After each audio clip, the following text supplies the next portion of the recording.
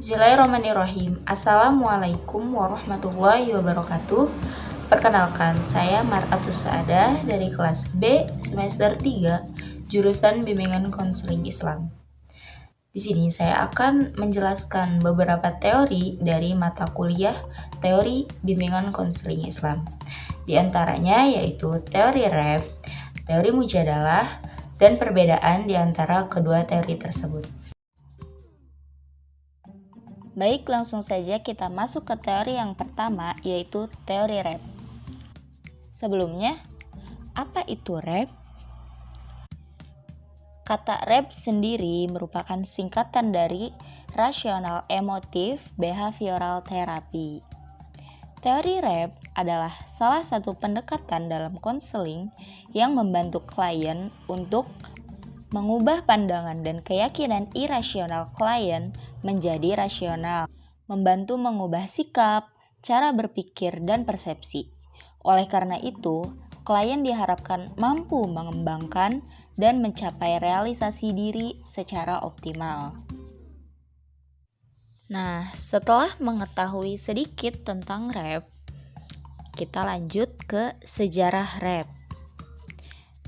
Tahun 1955, Albert Ellis dikenal sebagai terapi rasional, lalu ia mengubahnya menjadi Rational Emotive Therapy atau RET.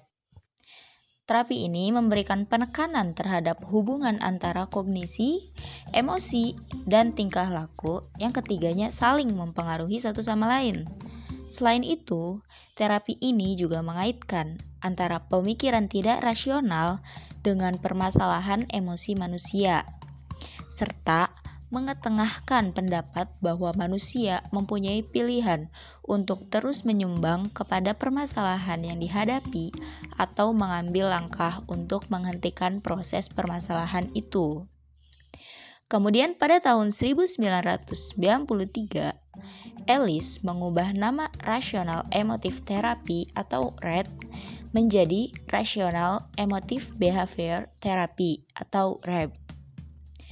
Terapi REB sering digunakan oleh para konselor di Amerika Serikat dalam mengatasi masalah individu. Tujuan utama.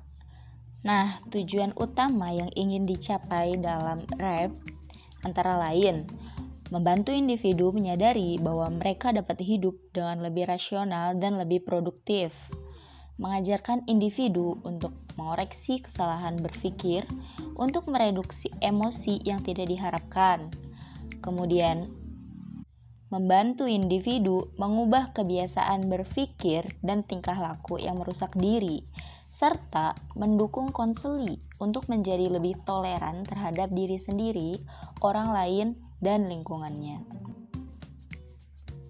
Baik, kemudian dilanjut ke dinamika kepribadian dalam pandangan terapi rasional emotif. Ada 3 macam. Yang pertama, antecedent event atau A merupakan segenap peristiwa luar yang dialami atau memapar individu. Peristiwa pendahulu yang berupa fakta, kejadian, tingkah laku, atau sikap orang lain. Yang kedua, belief atau B adalah keyakinan, pandangan, nilai, atau verbalisasi diri individu terhadap suatu peristiwa. Nah, keyakinan seseorang ada 2 macam, yaitu keyakinan yang rasional dan keyakinan yang tidak rasional. Yang ketiga, emotional consequence atau C, yaitu konsekuensi atau reaksi emosional seseorang sebagai akibat atau reaksi individu dalam bentuk perasaan senang atau hambatan emosi dalam hubungannya dengan A. Konsekuensi emosional ini bukan akibat langsung dari A, tapi disebabkan oleh keyakinan individu B, baik yang rasional atau yang irasional. Setelah ABC menyusul disputing atau D, merupakan penerapan prinsip-prinsip ilmiah untuk menentang pikiran yang cenderung mengalahkan diri sendiri dan mengalahkan nilai-nilai irasional yang tidak bisa dibuktikan. Hasil akhir dari proses ABCD berupa efek atau E, perilaku kognitif dan emotif, Bila mana ABCD berlangsung dalam proses berpikir yang rasional, maka hasil akhirnya berupa perilaku positif. Sebaliknya, jika proses berpikir yang irasional, maka hasilnya berupa tingkah laku negatif.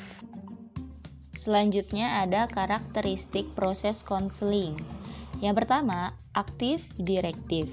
Artinya, hubungan konselor lebih aktif, membantu mengarahkan konseli dalam menghadapi dan memecahkan masalahnya. Yang kedua, kognitif eksperiensial. Artinya, hubungan yang dibentuk berfokus pada aspek kognitif dari konseli dan pemecahan masalah yang rasional. Ketiga, emotif eksperiensial. Artinya, hubungan konseling yang dikembangkan memfokuskan pada aspek emosi konseli dengan mempelajari sumber-sumber gangguan emosional sekaligus membongkar akar-akar keyakinan yang keliru yang mendasari gangguan tersebut. Yang keempat, behavioristik.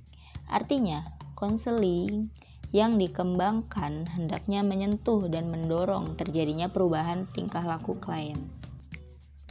Teknik dalam teori REP. Yang pertama ada teknik kognitif, seperti mempertanyakan keyakinan irasional, pekerjaan rumah kognitif, mengubah gaya bahasa, dan humor.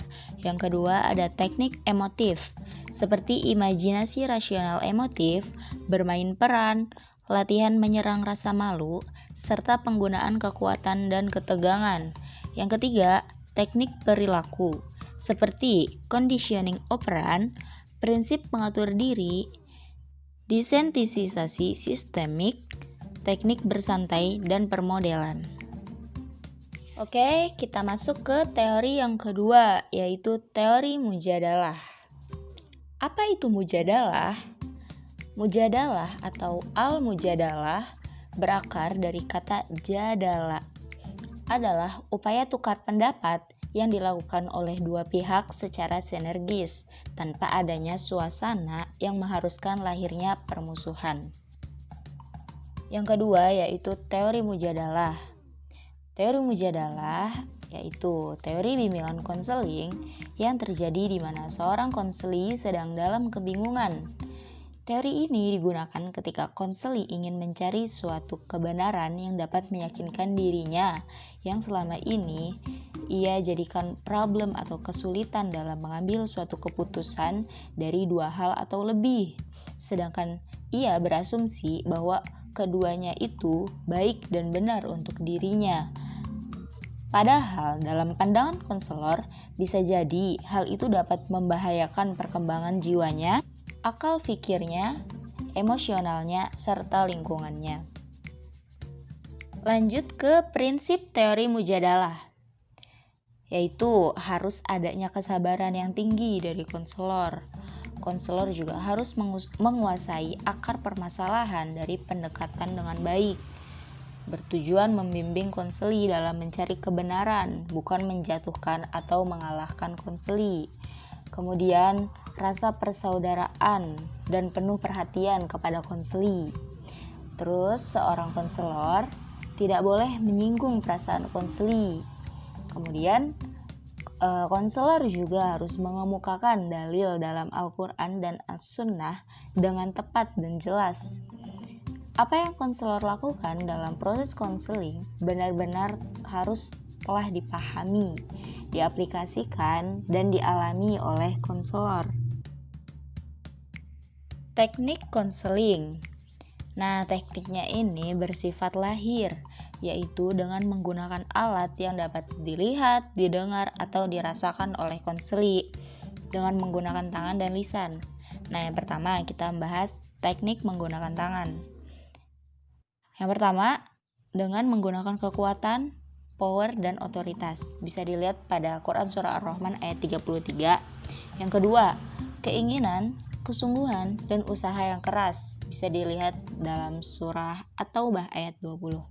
Yang ketiga, sentuhan tangan konseli yang mengalami stres atau ketegangan diberikan pijatan atau tekanan pada urat dan otot yang tegang sehingga akan mengendurkan urat dan otot-otot, khususnya pada bagian kepala, leher, dan pundak.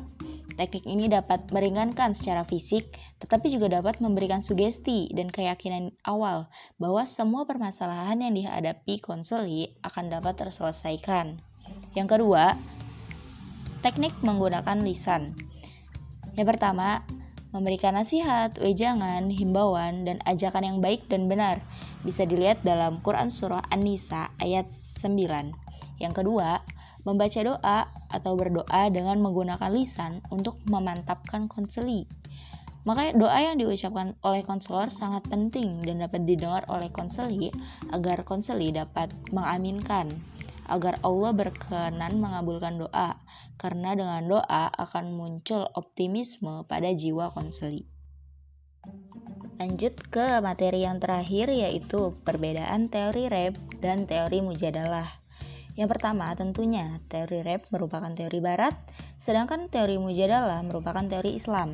Yang kedua, teori Reb berupaya membantu klien untuk mengubah pandangan dan keyakinan irasional klien menjadi rasional, membantu mengubah sikap, cara berpikir, dan persepsi. Sedangkan teori Mujadalah berupaya untuk saling tukar pendapat yang dilakukan oleh dua pihak secara sinergis tanpa adanya suasana yang mengharuskan lahirnya permusuhan. Yang ketiga, teknik Reb menggunakan teknik kognitif, emotif, dan perilaku, di mana teknik tersebut digunakan sesuai dengan kondisi konseli. Sedangkan teknik Mujadalah menggunakan teknik tangan dan lisan, di mana teknik tersebut seorang konselorlah yang menjadi pengarah utama dalam menghadapi problem konseli dengan memberikan arahan yang baik. Yang terakhir, teori Reb berlandaskan pada 5 hal yang dikenal dengan singkatan ABCDE. A yaitu antecedent event, B belief, C consequence, D disputing, E effect. Sedangkan teori Mujadalah merupakan teori keagamaan yang berlandaskan pada Al-Quran dan As-Sunnah.